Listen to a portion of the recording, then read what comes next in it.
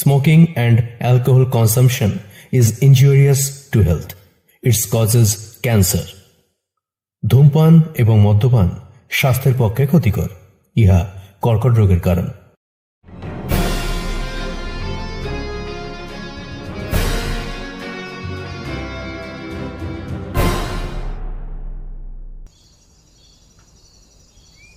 সাল 2022, তারিখ 22শে জানুয়ারি, স্থান আমহা স্ট্রিট, কলকাতা।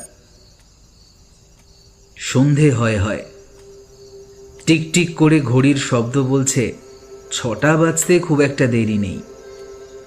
ব্যস্ত কলকাতার এই দিকের পাড়াগুলো কিঞ্চিত সন্ধ্যার সময় ক্ষণিকের নির্জনতা বহন করে, কাজেই একেবারে নিস্তব্ধতা পাওয়া মুশকিল। বাড়ি বাড়ি সন্ধ্যার শঙ্খধ্বনি ভেসে আসছে।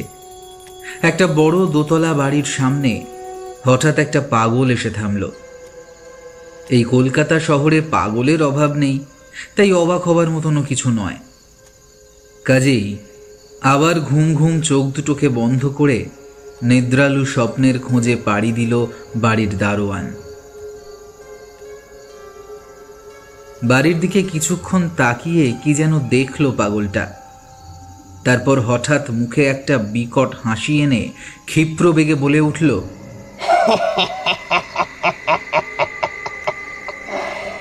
খিদে জ্বালা বড় জ্বালা, বুড়ো কি বাচ্চা, খাবি কাউরে কি সারে, মায়া ভোলানো বলে বলিসে, মিষ্টি মুখে বুক চিরেছে, হরে মুখ পড়ি পারবি নে আনতে, তোর পোলা খেয়ে আর রক্ত খাগি হয়েছে।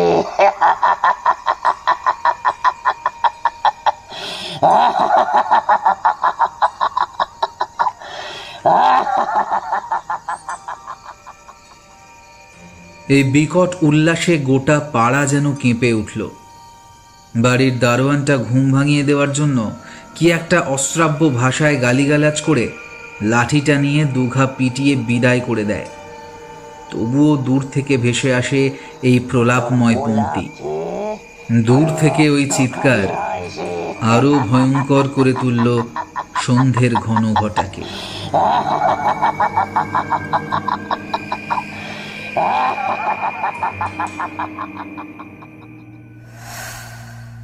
24শে জানুয়ারি, স্থান আমহা স্ট্রিট, কলকাতা।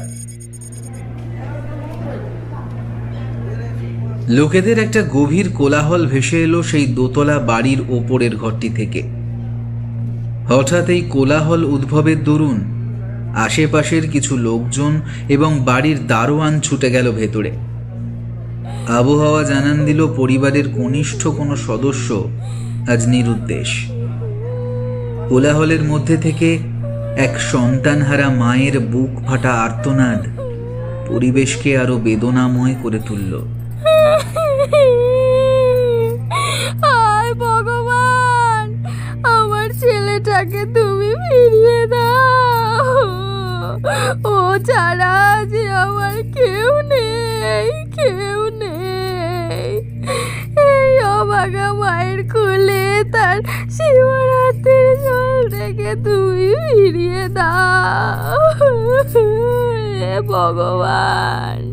প্রতিনিয়ত এই আর্তনাদ ভেসে উঠছে এবং দুটো শাঁখাপলা পরিহিত নারী হস্ত ক্রমাগত আঘাত করছে এক মাতৃবক্ষ দেশকে। হঠাৎ এক প্রতিবেশী পরিস্থিতিকে স্থিত করতে সকলের উদ্দেশ্যে এবং বাড়ির গৃহকর্তার উদ্দেশ্যে বলে উঠল, বলছি কি, পুলিশে তো একটা খবর দেওয়া দরকার। এমন পরিস্থিতিতে তো ভেঙে না পড়ে একটা কিছু ব্যবস্থা করা উচিত নাকি? ঠিক ঠিক। শোরগোল কাটিয়ে এক অজ্ঞাত পুরুষালী কণ্ঠ বলে উঠল, না, আমার দৃঢ় বিশ্বাস এই সমস্ত নিশির কাজ। নিশি মানে?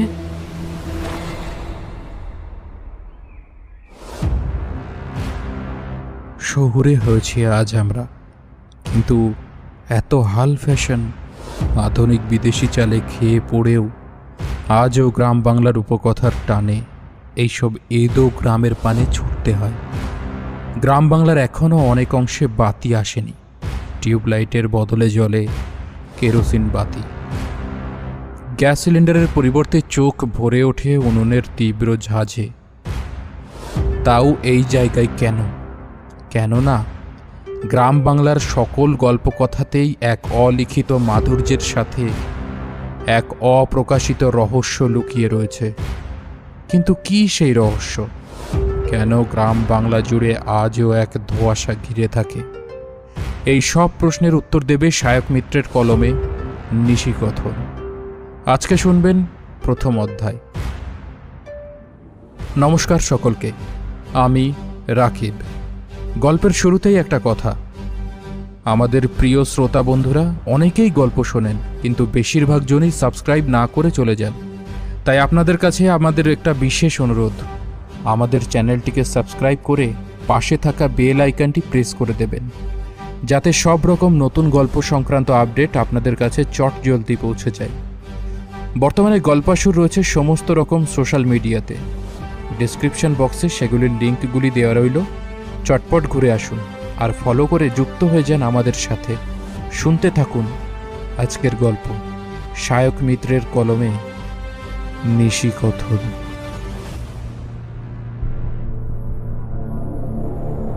গ্রামগঞ্জের লোককথায় অন্যতম এক ভয়াবহ বিভীষিকা হল নিশি।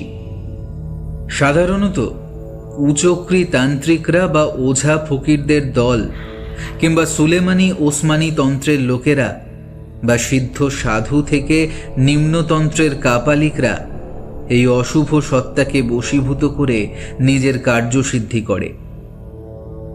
এরা সূর্যাস্তের পরে কিংবা খুব একটা মানুষজনের আনাগোনাহীন মুহূর্তগুলিতে অথবা অন্ধকার সময়ে অর্থাৎ আলো আঁধারির ছায়ায় উদ্দিষ্ট ব্যক্তির প্রিয়জনের কণ্ঠস্বরে তাকে অত্যন্ত কাতর স্বরে ডেকে বশীভূত করে প্রত্যুত্তর দেওয়ার জন্য বাধ্য করায়। তারপর তাকে নিজের সঙ্গে নিয়ে যায় ওই অন্ধকারের রাজ্যে এবং নৃশংসভাবে রক্তপান করে নিজেদের চিত্তকে তৃপ্ত করে। এদের থেকে মুক্তি পাওয়ার উপায় কারোর জানা নেই, এমনকি এই শক্তিকে বশীভূত করার তান্ত্রিক কাপালিকও অক্ষম। কেবল এদের প্রতিরোধ করতে পারা যায় কিছু আচার বিচার করে, কিন্তু এই তন্ত্র সম্প্রদায়ের বাইরে কেবলমাত্র আর এক নিম্নতর গোষ্ঠীই জানে এই অপশক্তিকে প্রতিরোধ করতে, আর সেই গুপ্তবিদ্যা রয়েছে একমাত্র প্রাচীন জেলে সম্প্রদায়ের কাছে।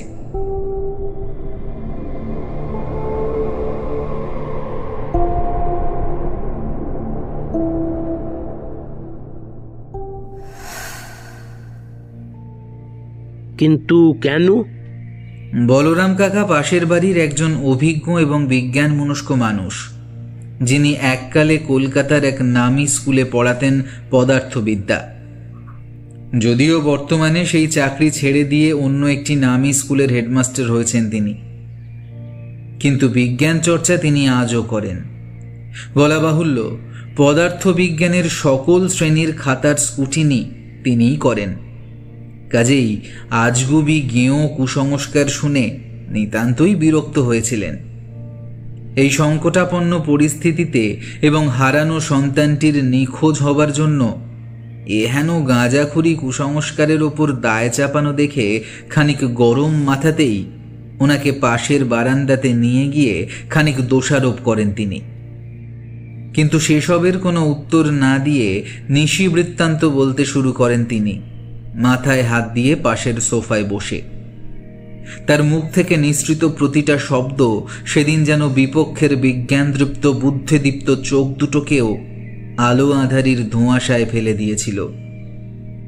পূর্ববৃত্তান্ত শুনতে শুনতে হঠাৎ ধীবর এবং নিশির প্রসঙ্গে প্রশ্ন করলে উৎসুক বলরাম বিশ্বাসকে শোকাচ্ছন্ন বিপক্ষ থেকে শান্ত একটা উত্তর আসে, না, আজ বরং থাক, অন্য কোনো দিন বলবো খন সেই কাহিনী। আপাতত আপাতত এই নিশির ব্যাপারটা শুনুন। জন্মসূত্রে আমরা বাংলাদেশের অনেক পুরনো ধীবর বংশ, তবে আমার ঠাকুরদার সাথে নিশি সম্বন্ধে যে ভয়ঙ্কর ঘটনাটি ঘটেছিল তা তাঁকে বহুকাল তাড়া করে বেরিয়েছিল। আর আজ ওই পিশাচি এই নিষ্পাপ ছেলেটাকেও ছাড়ল না। এই বলে শোকাচ্ছন্ন পুরুষটি নিজের দুটো হাত দিয়ে মুখ ঢাকল কান্নায়। হারানোর ব্যথা যে বড় ব্যথা, তাছাড়া সন্তানহারা মায়ের শোক দেখে উপস্থিত কেউই চোখে জল না এনে থাকতে পারল না। হাজার হোক পাড়ার সবার খুব প্রিয় ছিল বাচ্চাটি। ঘড়ির সময় বলছে আন্দাজ 5:15। বলরাম কাকা সান্ত্বনা দিতে দিতে বিপক্ষের কাতর মানুষটিকে বললেন, দেখো, এখন ভেঙে পড়ার সময় নয়, মন শক্ত করো, তারপর কি হলো বলো, নইলে কিছুই যে যোগসূত্র পাওয়া যাবে না। যদিও বিশ্বাস হয় না এসবে, কিন্তু মনের কোথাও একটা সন্দেহের দানা বেঁধেছে। পুরোটা জানা তাই প্রয়োজন। আচ্ছা শুনুন তবে। সালটা তখন 1901। বাংলাদেশের বিক্রমপুর গ্রাম, শস্য শ্যামলা সবুজ গ্রাম। এখানের একটি জাগ্রত জায়গা হলো চারদেউলির ভাট। একটা বড় পুরনো অশ্বত্থ গাছ আছে এখানে। রোজ মঙ্গল শনিবার সিঁদুর পরিয়ে মানত করিয়ে যায় লোকে। এই ভাটের ধারেই দুজন লোক কি যেন একটা করছে। লোক বললে ভুল হবে, ওদের মধ্যে একজন সদ্য যৌবনপ্রাপ্ত বালিকা, বয়স আন্দাজ 18 কি 20। হঠাৎই সামনে দাঁড়িয়ে থাকা সমবয়সী ছেলেটির হাত চেপে ধরে খানিক রাগ ও খানিক অভিমান মিশিয়ে বলে উঠল, তাহলে তুমি আমায় বিয়ে করছো না, তাই তো বিশু? ঠিক আছে, করতে হবে না তোমার বিয়ে, ঠিক আছে। কিন্তু একটা সত্যি কথা বলো তো আমায়, আমার মধ্যে কি এমন নেই যা ওই পুষ্পর মধ্যে রয়েছে? আমার বাবা তান্ত্রিক বলে, তিনি তন্ত্রের সাধনা করেন বলে তিনি খারাপ? বাহ বাহ বিশ্বনাথ, বাহ। এতে আমার কি দোষ বলো তো? আমি কি করলাম? আমার দোষটা কোথায় বলো? উত্তর দাও, চুপ করে থেকো না বিশ্বনাথ, উত্তর দাও। উমা, তুমি বোঝার চেষ্টা করো। আমি আমি আমি তোমায় খারাপ বলছি না, কিন্তু কিন্তু আমি যে পুষ্পকে ভালোবাসি, তোমাকে সেভাবে কোনোদিনও আমি ভাবিনি। উমা, দয়া করে একটু বোঝো, একটু বোঝার চেষ্টা করো, দোহাই তোমার। বেশ, তাহলে আজ একটা কথা তুমি পরিষ্কার শুনে রাখো, তুমি আমায় বিয়ে না করলে আর কেউ আমায় বউ হিসেবে পাবে না, কেউ না। আজ এই চার দেউলির ভাটেই আমার রক্ত ঝরবে, অপবিত্র হয়ে উঠবে গ্রামের 100 বর্ষের পুরনো পবিত্র এই অসত্য গাছ। কালো আধার, কালো আধার, ভীষণ কালো আধার, ঘন কালো আধার ঘনিয়ে আসবে গোটা গ্রামের ওপর। আমিও তান্ত্রিকের মেয়ে, ছাড়বো না আমি, কাউকে ছাড়বো না আমি, বলে রাখলাম। যেই সৃষ্টিতে আবার কিছু পাওয়ার নেই, সেই সৃষ্টির বর্তমান থাকারও কোনো অধিকার নেই, কোনো অধিকার নেই। অপর পাশে দাঁড়িয়ে থাকা যুবকটি এতক্ষণ ধরে সব শুনছিল। এবার সে বলে উঠল, শোনো শোনো উমা, আবেগের বশে কোনো হঠকারী সিদ্ধান্ত নিও না। ভালোবাসা কখনো আদায় করা যায় না, অর্জন করে নিতে হয়। ধরো ধরো আজ যদি আমি তোমাকে নিজের বউ হিসেবে গ্রহণ করেও নিই, তাহলেও তোমার কি মনে হয় আমরা কোনোদিন সুখী হতে পারবো? এইভাবে একতরফা ভালোবাসা যায় না উমা। তুমি ব্যাপারখানা বোঝো। ছেলেটির কথা থামিয়ে দিয়ে মেয়েটি অত্যন্ত রাগে গজগজ করতে করতে বলে উঠল, এই শোনো, তোমার এই সমস্ত নিত্যবাক্য শুনিয়ে তুমি আর যারই মন ভোলানোর চেষ্টা করো না কেন, আমার মন তুমি গলাতে পারবে না। পারবে না তুমি আমার মন গলাতে। আজ এই মুহূর্তেই আমি মরবো, আর আমার এই মৃত্যুর সাক্ষী হয়ে থাকবে নিশীথ অমাবস্যার রাত। আর একটা কথা আমি ভবিষ্যৎবাণী করে যাচ্ছি। আজ থেকে দীর্ঘ 3 বছর পরে আজকের এই দিনে, এই তিথিতে যেই অমাবস্যা ঘনিয়ে আসবে, তা হবে আজকের চাইতেও আরো বেশি গভীর, আরো বেশি কালো, আরো বেশি ভয়ঙ্কর।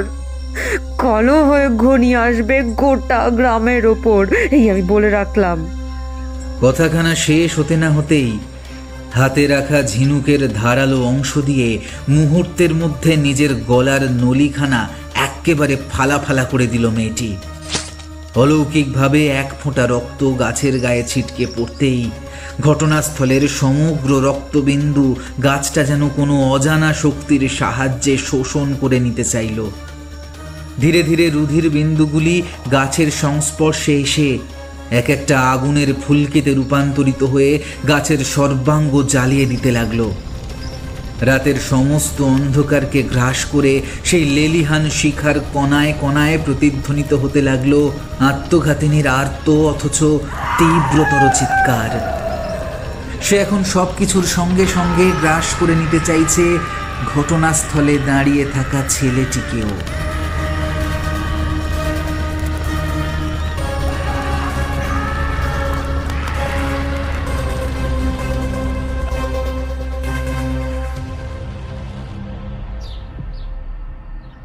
পরের দিন সকালবেলায় গ্রামের বাসিন্দারা বিশুকে নদীর পার থেকে উদ্ধার করল। তখন তার দেহের কিছু অংশ সামান্য পুড়ে গিয়েছে, তবে আশ্চর্যের ব্যাপার, কোথাও অগ্নিসংযোগের চিহ্ন মাত্র নেই। এরপর তাকে গ্রামের কবিরাজের কাছে নিয়ে যাওয়া হলো সেবা শুশ্রূষা করার জন্য। বর্তমান সময় তারিখ 24শে জানুয়ারি, স্থান আমা স্ট্রিট, কলকাতা। নাও, চাখানা খেয়ে নাও। ছেলেটাকে যদি খুঁজে দিতে পারো তবে তোমার কাছে আমি চিরঋণী হয়ে থাকবো, চিরঋণী হয়ে থাকবো। দয়া করে ওকে খুঁজে আনো ঠাকুরপো, দয়া করে ওকে খুঁজে আনো। আরে না না বৌদি, এভাবে বলবেন না। আমি আপনাকে কথা দিচ্ছি, আমি ওকে খুঁজে বার করবই।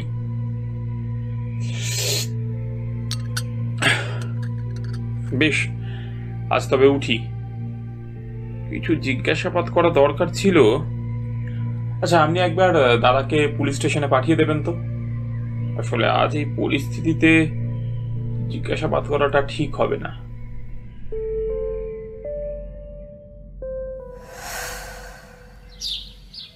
সাল 1904, বাংলাদেশ, বিক্রমপুর। 3 বছর পর। আচ্ছা দাদা, বলতে পারেন পুষ্পরানীর বাড়িটা কোন দিকে? ও, সে তো কবে বিয়ে করে চলে গিয়েছে।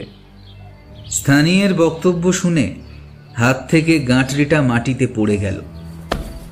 নদীর সুপ্ত ঢেউয়ে পায়ের কালো দুটো জুতো ভিজে গিয়েছে, আর চোখ ভিজেছে জলে। এবার হাঁটতে হাঁটতে সেই পূর্ব পরিচিত অশ্বত্থ গাছের সামনে যেতেই বুকটা চেনা আতঙ্কে ছ্যাঁত করে উঠল। ঝাঁকড়া শাখা প্রশাখা সমৃদ্ধ বিশাল গাছটা যেন ভীষণ কিছুর জন্য ওঁত পেতে বসে আছে।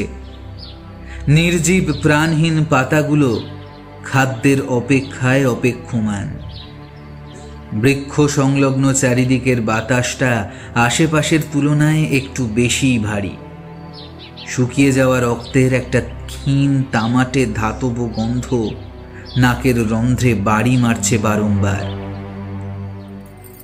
এমন সময় কাঁধের উপরে একটা হাতে স্পর্শ পেয়ে চমকে পিছনে তাকাতেই আগের থেকেও অনেক বেশি হারে চমকে গিয়ে সে দেখল একজন রমণী। মাথা ভরা সিঁদুর, কোঁকড়ানো চুলগুলো ঘোমটার বাইরে একটু একটু উঁকি মারছে। নরম দুটো হাত শাঁখা পলা নোয়ায় পরিপাটি করে সাজানো। দুধে আলতা রঙা গায়ে দেখা দিয়েছে বিন্দু বিন্দু ঘাম। চোখ বেয়ে অশ্রুজল গ্রীবাদেশ স্পর্শ করছে।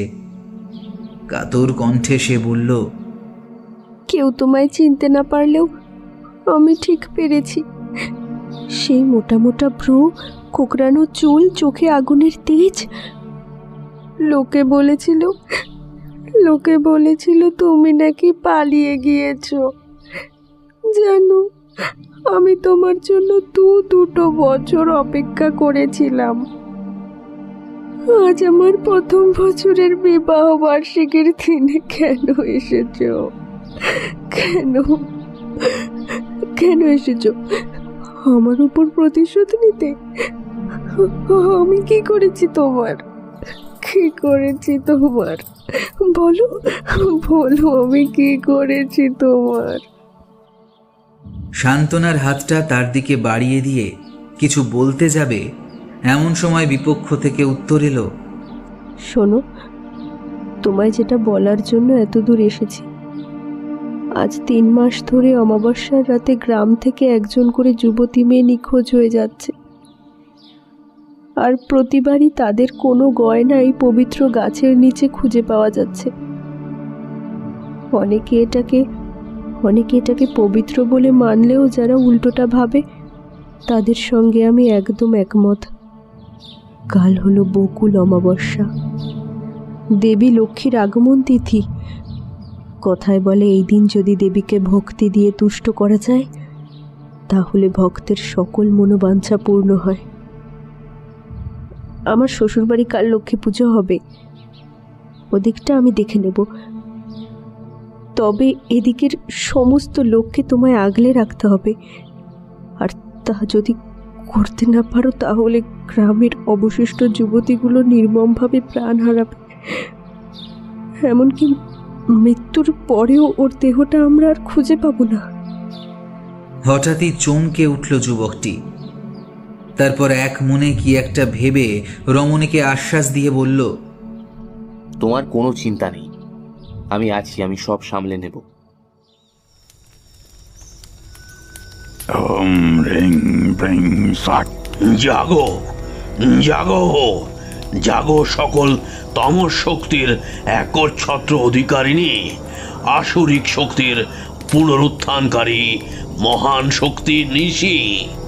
এসো, আমার দীর্ঘদিনের মনোবাসনা, আমার প্রতিশোধ স্পৃহাকে পরিতৃপ্ত করো তোমার বিপুল ক্ষমতার দ্বারা।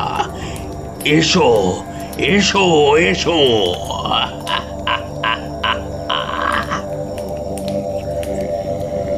এই বলে যজ্ঞকুণ্ডতে একটা গুঁড়ো জাতীয় কোনো বস্তু নিক্ষেপ করে মন্ত্রোচ্চারণ শুরু করে দিল। আবার সেই গুঁড়ো আগুনে নিক্ষেপ করে। এভাবে আরও কিছুবার একই রকম ক্রিয়া করার পর যজ্ঞের শিখা লাল থেকে ঈষৎ কালো হয়ে উঠল। পর মুহূর্তেই কাপালিকের মুখে ফুটে উঠল ক্রূর হাসি। চারিদিকের সমস্ত যজ্ঞকুণ্ডের আলো সমস্ত তমসাকে নিজের দিকে টেনে নিয়ে নিজের মধ্যে সমাহিত করে ধীরে ধীরে ক্ষুদ্র অথচ তীক্ষ্ণ দ্যুতি আকারে বৃদ্ধি পেতে থাকল। চোখের নিমেষে চারিদিকের সমস্ত অশুভ অন্ধকারকে টেনে নিয়ে এক অস্পষ্ট নারী মূর্তিতে প্রকট হলো সেই শিখা। এরপর দক্ষিণের বনে উঠল দুর্ধর্ষ ঝড়। তাতে বনের সমস্ত পশু পাখি যে যেদিকে পারে প্রাণ নিয়ে ছুটতে লাগলো। বড় বড় গাছগুলো একে একে উপড়ে পড়তে লাগলো। কল্পনারও অতীত হয়ে তা ধেয়ে আসতে লাগলো তান্ত্রিকের দিকে।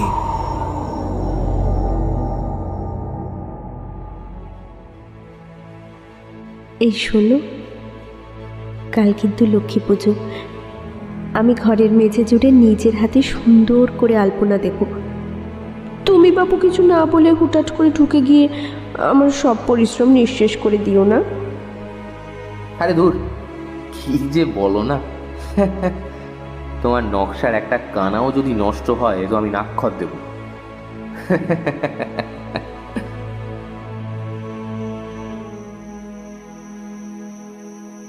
পুরনো কথা মনে করতে করতে ঘুমে চোখ দুটো ঢেকে গেল।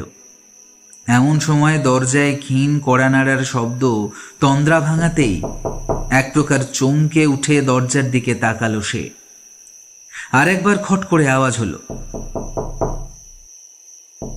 এমন করে মোট 3 বার অনুরূপ শব্দ হওয়ার পর দরজাখানা খুলতে হুড়মুড়িয়ে একজন মধ্যবয়সী ব্যক্তি ঘরের ভিতর ঢুকল। আলো আঁধারিতে ভালো না দেখা গেলেও কুপির আলো মুখের সামনে ধরতেই দ্রষ্টব্য ব্যক্তিটিকে চিনতে বিন্দু মাত্র সময় লাগলো না। এ তো ওদের চেনা চাকর, যাকে পুষ্পর অবস্থা দেখার জন্য বহাল করা হয়েছিল। একটা চিঠি হাতে ধরিয়ে দিয়ে হাওয়ার গতিতে ঘর থেকে বেরিয়ে গেল লোকটি। চিঠিটা পড়তে গিয়ে চোখখানা জলে ভিজে উঠল তার। পুষ্পর সঙ্গে যার বিবাহ হয়েছিল সে মোড়লের একমাত্র ছেলে বিপুল। ওর থেকে বয়সে একটু বড়। কিছুক্ষণ আগে সে মারাত্মক বুকের যন্ত্রণার দরুন মারা গিয়েছে।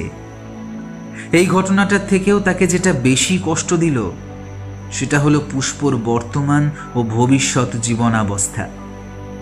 সত্যিই তার সাজানো সুখের ঘর, রঙিন অনুভূতিতে আঁকা বর্ণময় আলপনা আজ নষ্ট হয়ে গেল। নিঃশেষ হয়ে গেল তার ইহকাল পরকাল সব কিছু। তবে আজকের ঘটনার জন্য দোষী সদ্য গ্রাম ফেরত বিশ্বনাথ নয়। তাই যে এমন দুঃসাহস দেখিয়েছে তাকে সে প্রাণে মেরে ফেলার পণ করল। তবে হায়, সে কি জানতো তার দৃষ্টিভঙ্গিতে যে এমন ঘৃণ্য কাজ করেছে সে যে আদতেই অদৃষ্টের সহকারী। মানুষের হাতে যতটুকু রয়েছে তাদের ঠিক ততটুকুই ক্ষমতা। অনেক সময় সেটার আন্দাজ করতে পারা যায় না। বিশুও সেই ভুলটাই করল। যুক্তিযুক্তভাবে তার সমস্ত রাগ গিয়ে পড়ল কাপালিক অঘোরেশ্বরের উপর। কারণ তার মনে হয় এই অমাবস্যায় যুবতীদের নিখোঁজ হবার ঘটনা তাঁরই কারসাজি। তার কারণ তার মেয়ের মৃত্যুতেই 4 দেউলির ভাট অপবিত্র হয়ে গিয়েছিল। এর সৎ সুযোগ নেওয়ার উদ্দেশ্যেই সে এমন কাজ করেছে। না হলে পবিত্র গাছের তলাতেই কেন হারিয়ে যাওয়া মেয়েদের অলংকার পড়ে থাকবে? এছাড়া প্রথমবার দেখাতেই তার অনুভূতিও যে মিথ্যে নয় তা তো সত্য। জেলে পরিবারের মেয়ে পুষ্প ছিল তার বাগদত্তা। সমসম্প্রদায় হওয়ার জন্য হয়তো এমন সিদ্ধান্ত নেওয়া হয়েছিল। তবে দুজনেই দুজনকে অন্তর থেকে ভালোবাসত। আসলে সেদিন তো সে ইচ্ছে করে পালিয়ে যেতে চায়নি, তাকে পালাতে বাধ্য হতে হয়েছিল। আর সেদিন যদি সে গুরুদেবের আদেশ পেয়ে না পালাতো, তাহলে কি আজ সে এই পরিস্থিতিতে এসে পৌঁছতে পারত? সব অচিরেই ধ্বংস হয়ে যেত।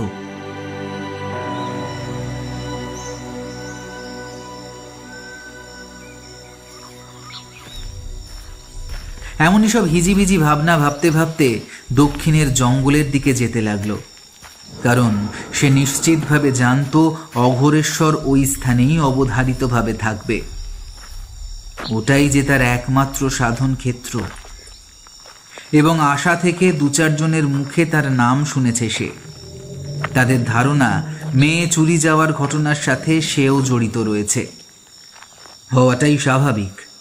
এর আগে কালো জাদুর শক্তি দিয়ে লোকের যে প্রকার ক্ষতি সাধন করেছে, তারপর তাকে সন্দেহ না করার কিছু নেই। তবে সর্বদাই সে লোকচক্ষুর আড়ালে থাকতে পছন্দ করত এবং এখনো করে। সঠিকভাবে কেউ জানে না সে কোথায় থাকত। তবে বন্ধু উমা তাকে এই স্থানের খোঁজ দিয়েছিল। তার কথা মনে পড়তেই হঠাৎ করে নিজেকে দোষী ভেবে বসল ছেলেটি। ভাবল আজ যা কিছু ঘটেছে সবই তার দোষে। ঘৃণায় দুঃখে জর্জরিত হয়ে সে ঠিক করল তান্ত্রিককে মারার জন্য হাতে নেওয়া ছুরিটা দিয়ে সে নিজেকেই হত্যা করবে। এমন সময় পিছন থেকে পুষ্পর কণ্ঠস্বর ভেসে উঠল, বিশু। পিছন দিকে তাকালো সে। এক তীব্র আর্তনাদে ভরে উঠল সমগ্র পরিবেশ। অনতি দূরে থাকা দক্ষিণের জঙ্গল দিয়ে ভেসে আসা অতীব ক্ষীণ মন্ত্রপাঠের শব্দ এবার জোরালো হলো।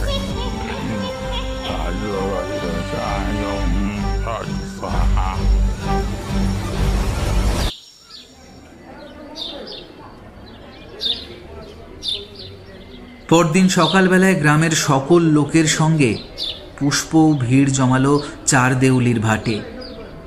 প্রত্যেক বিধবাদেরই মোড়লের কথা মতো স্থান দেওয়া হয়, তবে কারুর জন্যই তা সুখকর হয় না। হয় নির্বাসন, নয় ব্রতবানে নিধন করা, নয় অন্য কোনো সাজা মুখ বাড়িয়ে থাকে তাদের জন্য। সব দোষ যেন তাদের। তাই আবার স্বীয় কুলের লোক, তাই শাস্তি একটু কড়াই দিতে হবে। পঞ্চায়েতের সভা বসলে মোড়ল সহ আরও বেশ কিছু জন মিলে তাকে ডাইনি বলে অপবাদ দিলে এবং প্রমাণ করে ছাড়লে যে সে ডাইনি, মানে ওই চোখ মুখের ভঙ্গি, কোষ্ঠী ইত্যাদি ইত্যাদি। অবুঝ মেয়েটি নিশ্চুপতার মায়াজালে নিজেকে বন্দি করে রাখতে চাইলেও লোকেদের লাঞ্ছনা গঞ্জনা শুনে সে মুখ খুলতে বাধ্য হলো। সে বলল, এসব ওই অদৃষ্টের খেল। তিনি বলতেন এতে নারীদের কোনো দোষ নেই। তুমি থামো তো। মোড়ল ধমক দিয়ে বৌমাকে কটা কটু কথা শুনিয়ে দিয়ে অনুধাবন করালো যে তার দেওয়া শাস্তি নিয়তির সমান, আর তাকে তা অক্ষরে অক্ষরে পালন করতেই হবে। তবে অদৃষ্ট যে তার কপালে কি লিখে দিয়েছিল তার আন্দাজটুকু করা যে সাধারণের কর্ম নয়, সেদিনও তা প্রমাণিত হল।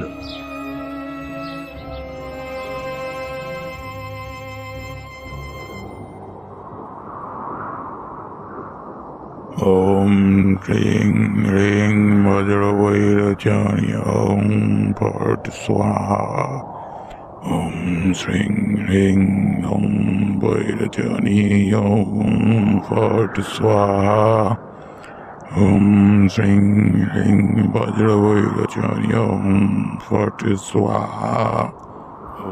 চারিদিকে তখনও ঝড়ের বাতাবরণ সৃষ্টি হয়ে রয়েছে, কিন্তু সাধকের সাধনাস্থল আর পাশে শুয়ে রাখা 6 জন বলির মানুষদের কোনো ক্ষতি করছে না এই দুর্যোগ।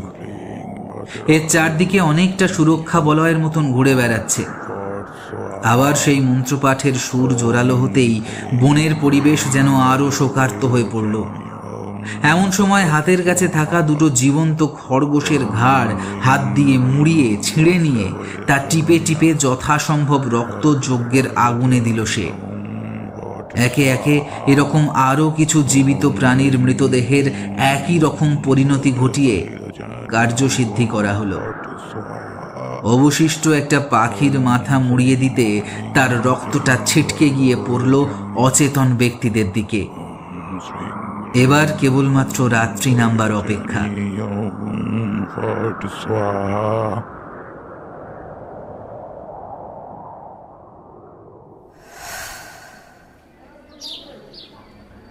বল হরি হরিবল, বল হরি হরিবল। হরিধ্বনির সঙ্গে শোনা গেল একটি নির্দিষ্ট ছড়া, যে ছড়া সমগ্র পরিবেশটাকে আরো বিস্ময়কর করে তুলল। কি দুর্বোধ্য সেই ছড়া! ডাইনি খাকি মাইয়া রে তুই খেলি বরের মুড়ো, মৃত্যু হয়েও সবকে গেলেও জ্বালাবো মুখে নুড়ো, ও তোর জ্বালাবো মুখে নুড়ো, ও তোর জ্বালাবো মুখে নুড়ো। গম গম করছে পরিবেশ। মেয়েটির দু চোখ শুধু খুঁজে পেতে চায় তার ছোটবেলার বন্ধু বিশুনাথকে। কোথা থেকে যে কি হয়ে গেল কে জানে। এখন বিকেল, স্নিগ্ধ আকাশে বিচরণ করছে উন্মুখ শঙ্খচিলের দল। নিস্তব্ধ পরিবেশের বক্ষ বিদীর্ণ করে সোচ্চার হয়ে গ্রামের পথে পথে ফিরছে পঞ্চায়েতের বিশেষভাবে তৈরি করা ছড়াটি। চার দেউলির ভাটের সম্মুখে জমা হয়েছে গ্রামের বাচ্চা থেকে বুড়ো, 8 থেকে 80 সকলে। গাছের সঙ্গে বেঁধে তার দেহে অগ্নিসংযোগ করা হলো। জ্বলন্ত আগুনে দগ্ধ হওয়ার আগে অবধি সে আউড়ে যেতে লাগলো দেবী লক্ষ্মীর পাঁচালি। অনেকক্ষণে ভেসে আসতে লাগলো হরিধ্বনি। হরিবল বলহরি উদ্ধানি পদ্ম পাখি সভা তন্ময় শিব থাকি ইন সুখালুপ ওম শ্রী শ্রী কমলে কমলায় সাধু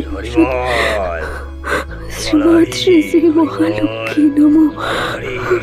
হে মা, হে মা, রক্ষা করো, রক্ষা করো মা, রক্ষা করো।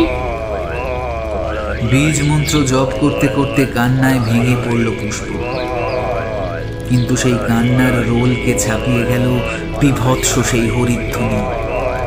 বলহরি হরিবল বলহরি হরিবল। কিরে, মনে আছে?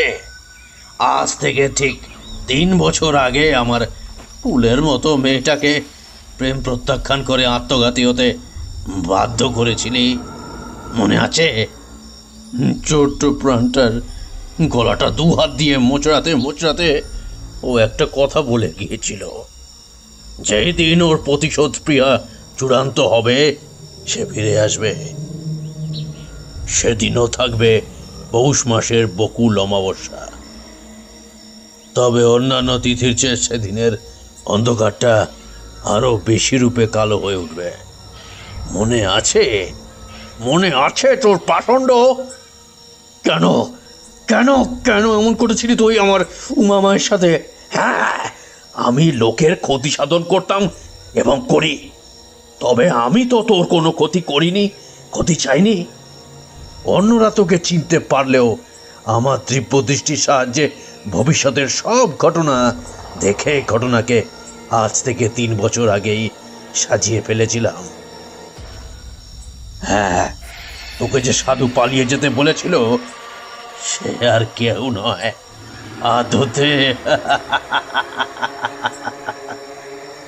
আদতে আমি ছিলাম। শোন রে মূর্খ, শোন, আজ আমি এক ঢিলে 2 পাখি মারব। একদিকে তোকে আর পুষ্পকে মেরে আমার মেয়ের প্রাণ হন্তের প্রতিশোধ আমি নেব, আর অন্যদিকে 17 জন ছেলের সঙ্গে গ্রামের সর্বশেষ অষ্টাদশী যুবতীকে বলি দিয়ে আমার দীর্ঘকালের সাধনা আমি পূরণ করব। আজ আমার প্রসাদ গ্রহণ করে জেগে উঠবেন চামুন্ডা দেবী।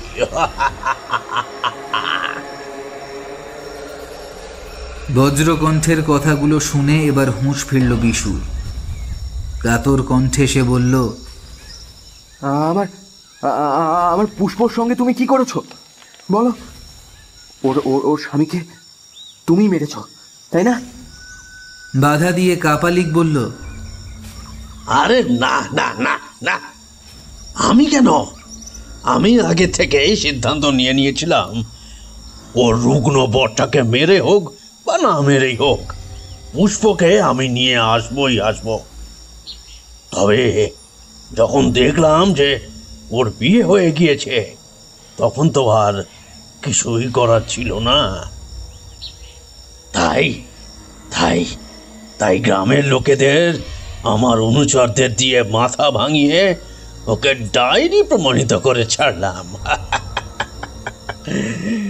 আর আমি জানতাম তুই অবশ্যই এখানে আসবি।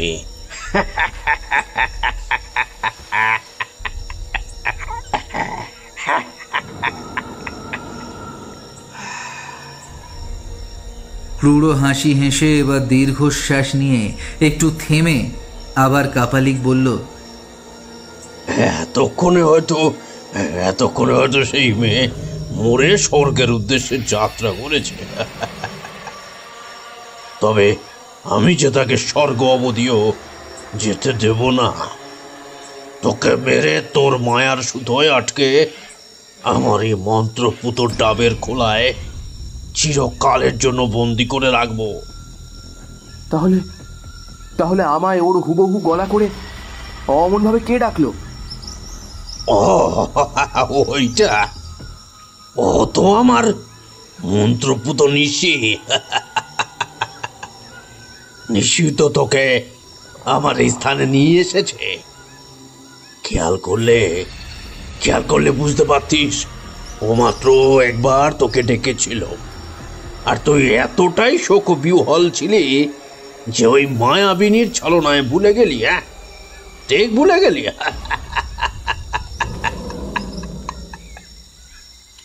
আমি আমি আমি পুষ্পর কাছে যাব, আমায় যেতে দাও, দয়া করো। আচ্ছা আচ্ছা, আমি তো তোমার মেয়ের কোনো ক্ষতি করিনি, বলো, দয়া করে আমায় ছেড়ে দাও। আমি আমি আমি ক্ষমা চাইছি তোমার কাছে, দয়া করে আমায় ছেড়ে দাও। দয়া করে একবার আমায় পুষ্পর কাছে যেতে দাও, একবার আমায় যেতে দাও, দয়া করো। বাধা দিয়ে আবার কাপালিক রাগত কণ্ঠে বলল, ওরা থাম, থাম তুই। ঠিক এইখানেই, ঠিক এইভাবেই যখন আমার মেয়ে তোকে বলেছিল, তুই শুনেছিলি তুই, তাই আজ তোকেই আমি ছাড়বো না।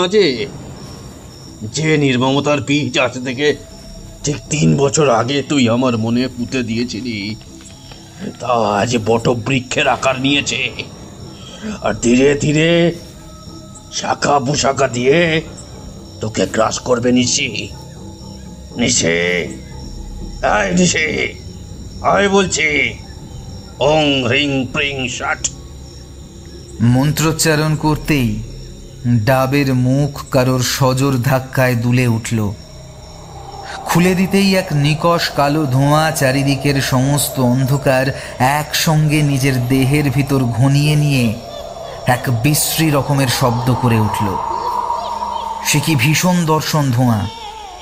ধীরে ধীরে তা একটা আবছায়া নারী মূর্তিতে পরিণত হয়ে নমস্কারের ভঙ্গিতে সামনে রাখা জলের পাত্রটা হাতে নিতে সেখানে সেই যুবতী মেয়েটির ছবি ফুটে উঠল। এরপর তার দিকে তর্জনী বাঁকিয়ে তান্ত্রিক বলল, যা আমার দাসী, যা গিয়ে তুলে আন গ্রামের অবশিষ্ট মেয়েটিকে, যা। এক কুৎসিত হাসি হেসে সে চলে গেল ঝড়ের বেগে তান্ত্রিকের অভীষ্ট সাধন করতে। জগতের সকল প্রকার খারাপ, কুৎসিতা, পরিবদ্ধতা যেন এই হাসির মধ্যেই লুকিয়ে রয়েছে।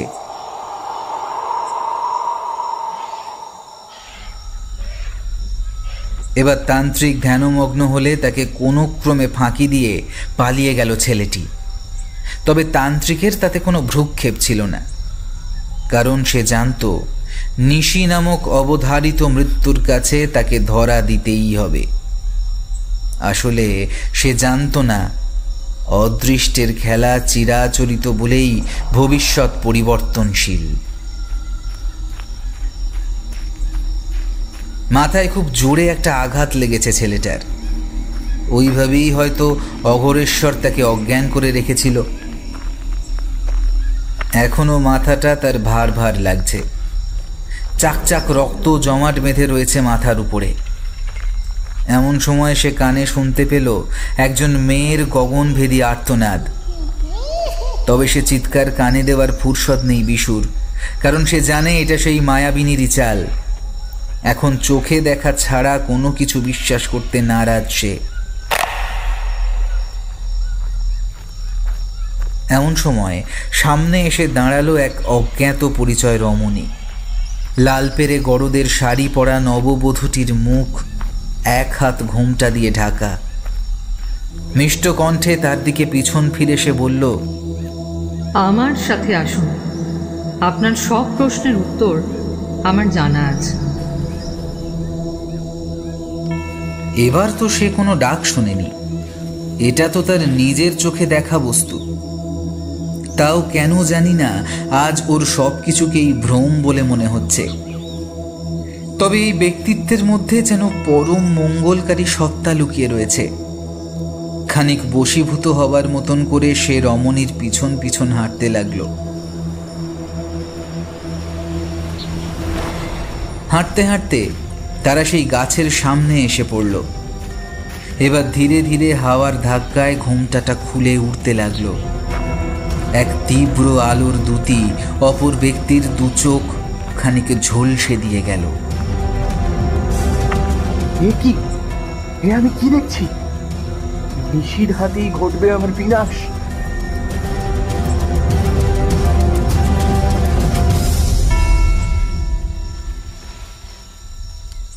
ঘামতে ঘামতে চোখ মেলে চারিদিকে চেয়ে দেখল তান্ত্রিক। ধীরে ধীরে এক প্রকাণ্ড ঘূর্ণিঝড় তার দিকে এগিয়ে আসতে লাগলো। ক্রমে বিস্ময়ে হতবাক হয়ে সে চেয়ে রইল এবং তার দিকে অবধারিত মৃত্যুর অপেক্ষা করতে লাগলো হতচকিত চোখে। তবে ঘটনার ঠিক উল্টোটা ঘটল। চিরাচরিতভাবে সেই ঝড় মেয়েটিকে তার দুহাতের বাহু ডোরে তুলে নিয়ে ডাবের খোলার ভিতরে ঢুকে গেল। এবার মনে বল পেল অঘোরেশ্বর। আবার একই রকম পদ্ধতি অবলম্বন করে নিশিকে পুনরাহ্বান করে বলল, এবার আমার পরম শত্রু ওই বিষেকে আমার স্থানে নিয়ে আয়, যা যা। আবার বিশ্রী এক গর্জন করে সেই ঝড় চলে গেল।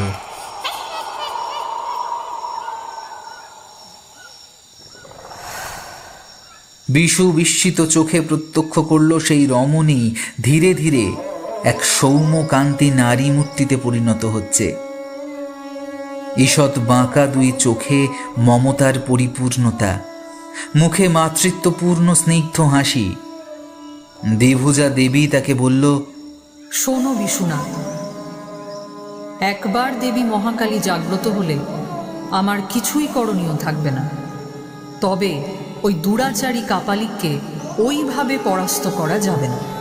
তাকে প্রতিরোধ করতে হলে এই পবিত্র বৃক্ষকে শুদ্ধ করে তুলতে হবে, আর এই কাজ তোমাকেই করতে হবে। এই নাও। এই বলে দেবী তার হাতে একটা সোনার মুদ্রা দিয়ে বলল, এই আশ্চর্য মুদ্রা যতক্ষণ তোমার সাথে থাকবে ততক্ষণ তোমায় কেউ কিচ্ছু করতে পারবে না। কিন্তু খুব সাবধান, নিশি এমন এক শক্তি যা নিজের মধ্যে পৃথিবীর সমগ্র অপশক্তিকে সমাহিত করার ক্ষমতা রাখে। সে যেন তেন প্রকারণে তোমায় নিজের হস্তগত করার চেষ্টা করবেই করবে। এই মুদ্রাটি তোমায় রক্ষা করবে। মনে রেখো, শুধু একবার এর ব্যবহার করা হয়ে গেলে তা সম্পূর্ণরূপে নিষ্ক্রিয় হয়ে পড়বে। বিশু দেবীর অভয়বাণী স্মরণ করতে করতে মুদ্রাটা চোখ বন্ধ করে মাথায় ঠেকাতেই দেবী অদৃশ্য হলেন। এর পর মুহূর্তে তার মনে এক প্রশ্নের উদ্রেক হল।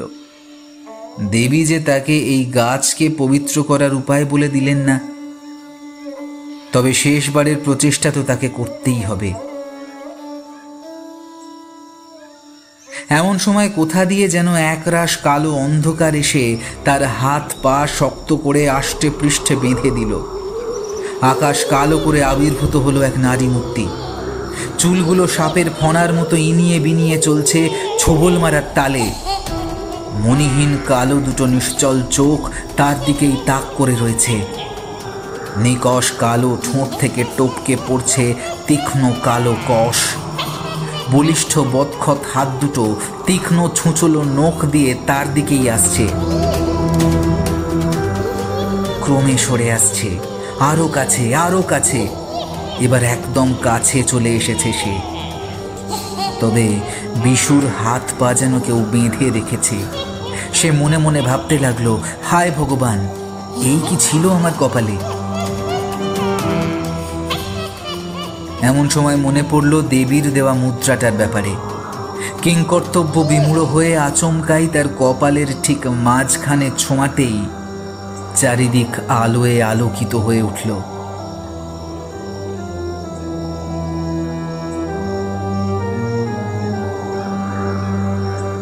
এরপর চোখ খুললে সে দেখল কিছুই তো হয়নি, কোনো কিছুই তো বদলায়নি।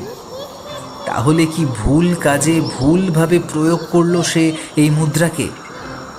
সারা গা বেয়ে বিন্দু বিন্দু ঘাম জমতে লাগলো। এদিকে নিশি তার দিকে ধীরে ধীরে এগিয়ে আসছে। এমন সময় তার হাত পা আঁকড়ে রাখা গাছের ডালপালাগুলি তার শাখা প্রশাখা দিয়ে চারিদিকে একটা জালের সৃষ্টি করলো। মুহূর্তের গগনভেদী আর্তনাদের মিশ্রণ এক অতীব তীব্র স্বরের সৃষ্টি করল। আর সহ্য করতে না পেরে বিশুও যথাসম্ভব চিৎকার করে প্রত্যেজ্জাখান করতে চাইলে তীব্র থেকেও তীব্রতর সেই আলোক দ্যুতি তার সর্বাঙ্গে দহন জ্বালা সৃষ্টি করল।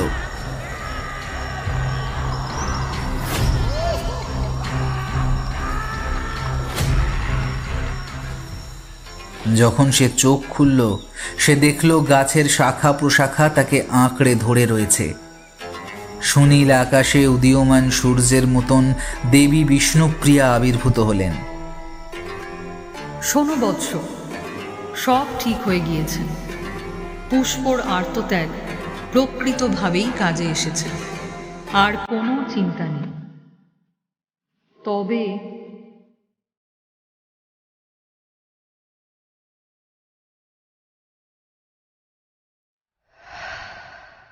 বর্তমান সময় আমহা স্ট্রিট, কলকাতা। এতক্ষণ ধরে চলতে থাকা কথা হঠাৎ থামিয়ে দিয়ে বিপরীতের ব্যক্তিটি বলে উঠল, আচ্ছা, এই ঘটনাখানা গল্পখানা দিয়ে তুমি কি বোঝাতে চাইছো? এখনকার দিনকাল সম্বন্ধে কি তুমি কিছুই জানো না? এসব আষাঢ়ে গল্পে কি প্রমাণিত হয় যে তোমার ছেলেকে নিশি নিয়ে গিয়েছে? শেষ পর্যন্ত বিজ্ঞান মানসিকতার কাছে হার মানতে হলো ভয়ঙ্কর এই সত্যকে। কৌতূহল দেখালেও বলরাম মাস্টারের মন ছিটে ফোঁটাও বিশ্বাস করতে নারাজ হলো। সে পরক্ষণেই বলে উঠল, দেখো, এসব গাঁজাখুরি গল্প বাদ দাও। বোধহয় পুলিশ অফিসার ঢু মেরে গেছে, আওয়াজ পেলাম। আমি বলি কি, এখন এসব বুজরুকিতে বিশ্বাস না করে চলো বৌমাকে সামলাও, ভেতর ঘরে যাও। পরে পুলিশ স্টেশনে একটা কেস ফাইল করে আসতে হবে। আমিও যাব সঙ্গে তোমার। ওপাশ থেকে কেবল শূন্য নিঃসঙ্গতা মাখা একটা ভেসে এলো।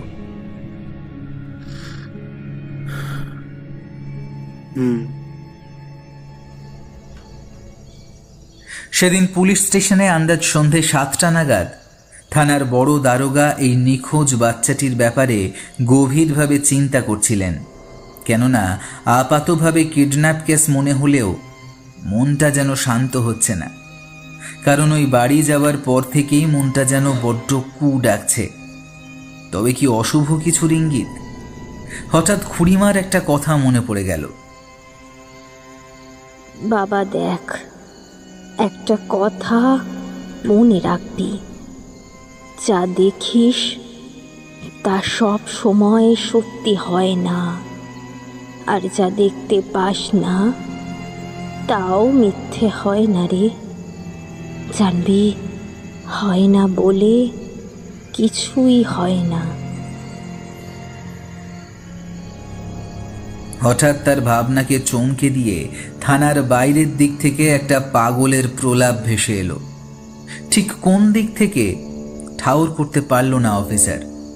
সে কেবল শুনতে পেল, ডাইনি খাকি মাইয়ারে তুই খেলি বরের মোড়ো, মৃত্যু হয়ে সাগ্যে গেলেও যাব মুখে নুরো, ও তোর যাব মুখে নুরো, ও তোর যাব মুখে নুরো।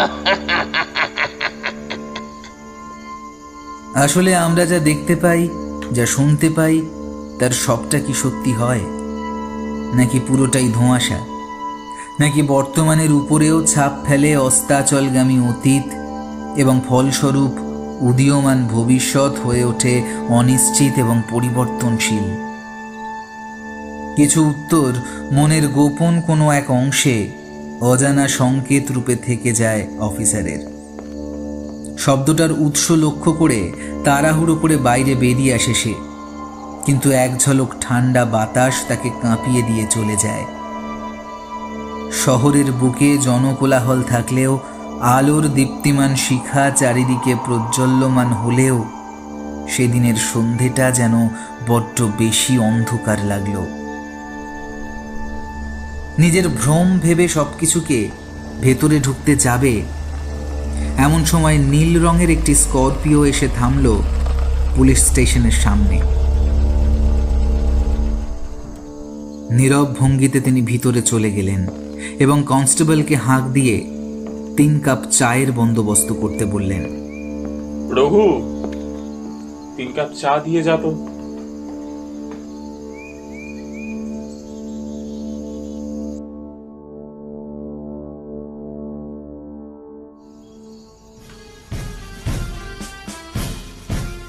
বর্তমান সময় 26শে জানুয়ারি, বিকেল 3:45, দমদমের স্থানীয় একটি পার্ক। অনেকগুলো ছোট ছোট বাচ্চা চারিদিকে দৌড়ে খেলাধুলো করছে। অপর প্রান্তে বেঞ্চিতে বসে মা কাকিমারা গল্প গুজবে ব্যস্ত। একদল ছেলে মেয়ে লুকোচুরি খেলতে ব্যস্ত। একটি 7 কিংবা 8 বছরের বাচ্চা, বেশ গোলগাল দেখতে, সে চোর হয়েছে। কাজেই রীতিমতো গুনতি করা তারই উচিত। চোখ বন্ধ করে একটু তফাতে ঝোপের দিকে গিয়ে সে গুনতে আরম্ভ করল। হঠাৎ চেনা পরিচিত একটা কণ্ঠে চোখ খুলে ফেলল। এ তো তার মায়ের গলা, কিন্তু মা কখন এখানে এলো? এদিক ওদিক চাইতেই সে দেখতে পেল অনতি দূরে তার মা দাঁড়িয়ে আছে। বাচ্চাটির দিকে মুখ ফিরে একবার তাকালো মহিলা। অপার স্নেহময়ী চোখ, মুখ দিয়ে কি একটা ছড়া ভেসে আসছে। আয় আয় চাঁদ মামা, টিপ দিয়ে যা, খোকার কপালে চাঁদ, টিপ দিয়ে যা।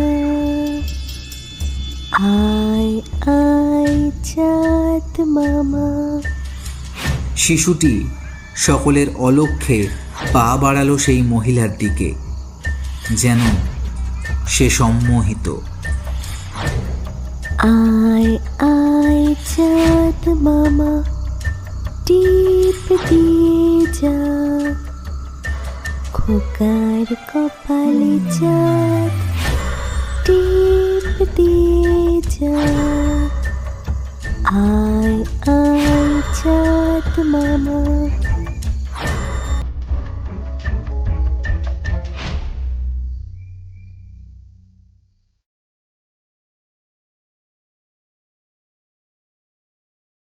শুনছিলেন নিশিকথনের প্রথম অধ্যায়। আচ্ছা, আপনাদের কি মনে হয় এই শিশু নিখোঁজের পিছনে কি সত্যি কোনো অলৌকিক কারসাজি, নাকি অলৌকিক ঘটনার ছদ্মবেশে চলছে কোনো নৃশংস চক্রান্ত? উত্তর শোনার জন্য অপেক্ষায় থাকুন। খুব শীঘ্রই নিয়ে আসছি নিশিকথন অন্তিম অধ্যায়। আজকের গল্প পাঠে পিনাকি এবং অন্যান্য চরিত্রে কৌস্তব, মৌমিতা, রাজদীপ, দেবাঞ্জন, পার্থ, শিউলি, সায়ন্তন, প্রাহি, রাজদীপ, বুবাই, সঞ্চারী, সুমিত এবং রাকিব। গল্পটির পর্ব পরিচালনায় প্রাহি, পোস্টার ডিজাইনে কৃষ্ণেন্দু, সম্পাদনা এবং সূত্রধারের ভূমিকায় আমি রাকিব। কেমন লাগলো আজকের পরিবেশনা কমেন্ট করে জানান আমাদের। ভালো লেগে থাকলে লাইক করবেন এবং সাবস্ক্রাইব করে পাশে থাকা বেল আইকনটি প্রেস করে দেবেন, যাতে সমস্ত গল্পের নোটিফিকেশন পেয়ে যান সর্বপ্রথমে। নমস্কার। আয় আয় চাঁদ মামা, টিপ দিয়ে যা, খোকার কপালে চাঁদ, টিপ দিয়ে যা। আয় আয় চাঁদ মামা।